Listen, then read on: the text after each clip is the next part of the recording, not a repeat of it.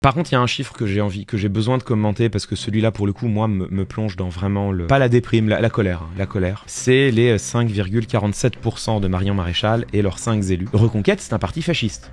C'est un parti fasciste, ils veulent supprimer le contrôle de constitutionnalité des lois, ils veulent faire en sorte que la majorité élue au Parlement puisse opprimer les droits des minorités. Ils se sont déjà prononcés pour la déportation des étrangers, mais même des binationaux qui commettraient un crime ou un délit. C'est pas anticonstitutionnel. Pour l'instant, si.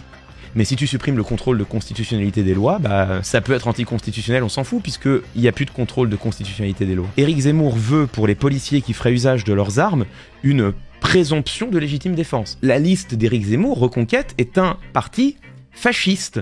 La France a envoyé au Parlement européen 5 députés fascistes. Je vous rappelle que le calcul macroniste, c'était de faire monter la liste de Marion Maréchal pour tenter de faire diminuer le peu qu'il pouvait la liste de Jordan Bardella. Je vous rappelle que c'était leur calcul. Ça a été confirmé par des ministres en off, ça a même été confirmé par une députée Renaissance en in. Ça s'est vu notamment dans le débat de la honte entre Valérie Hayé et Marion Maréchal sur CNews. Ils devront en être comptable. Est-ce que vous avez vu Valérie Hayé aller débattre contre Marie Toussaint, qui a pourtant fait plus que Marion Maréchal? Non, je crois pas. Vous avez vu Valérie Hayé aller débattre avec François-Xavier Bellamy en tête à tête, alors qu'il finit quand même 2 points de plus que 2 points au-dessus de Marion Maréchal? Non, je crois pas, j'ai pas vu. Vous avez vu Valérie Hayé aller débattre avec Manon Aubry, près de 10% des voix? Pas souvenir, non. Vous avez vu Valérie Hayé aller débattre avec Raphaël Glucksmann, 14% des voix? Je ne crois pas non plus. Mais elle a débattu avec Marion Maréchal à la tête d'une liste fasciste, dans l'objectif assumé de faire monter la liste Marion Maréchal. Elle fait 5,47% des voix. La France envoie 5 députés fascistes au Parlement européen. En plus des 30 députés Rassemblement National, qui est un parti d'extrême droite à la tendance crypto-fasciste assumée. Bon, quel pourcentage de voix aurait fait Marion Maréchal si les macronistes n'avaient pas joué avec le feu? Nul ne le sait. Aurait-elle eu ces 5%? Peut-être bien. Qu'ont donné les sondages au lendemain du débat de la honte? En réalité, la liste de Marion Maréchal n'a pas vraiment bougé. Mais ce qui est sûr, c'est qu'elle est à quelques dizaines de milliers de voix de l'élimination. Et les macronistes ont joué à une danse coupable avec elle.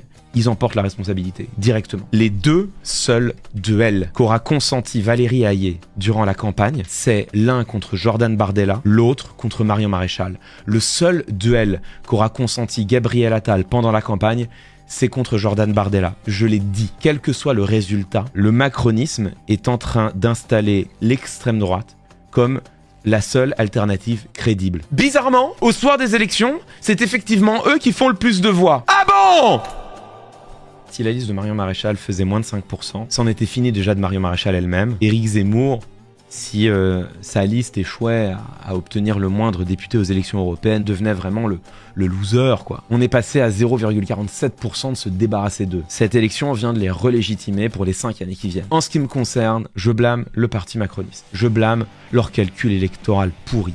Je blâme leur vision politique court-termiste, irresponsable. Leur petit calcul boutiquier qui visait simplement même pas à gagner des voix, parce qu'ils s'en savaient incapables. Ils voyaient leur bateau prendre l'eau de toutes parts, ils voyaient leurs propositions être inaudibles, et pour tenter de réduire l'écart qu'ils voyaient se creuser avec la liste de Jordan Bardella, ils ont joué avec le feu, ils ont passé un pacte avec le diable, ils ont donné de la visibilité à une liste explicitement fasciste. Résultat, ils ont leurs 15 points d'écart, ils ont pris leur humiliation, ils se sont ramassés la raclée historique qui se dessinait et ils ont envoyé des fascistes au Parlement européen. Je le répète, une liste qui veut organiser la déportation de citoyens français. Mais nom de Dieu, qu'est-ce qu'il vous faut? Est-ce qu'il faut vraiment que le fascisme mette un t-shirt avec une croix gammée, un brassard rouge, un képi avec un aigle et une tête de mort pour que vous le reconnaissiez? Enfin, genre, là ça suffit pas. À titre personnel, je ne leur pardonnerai jamais.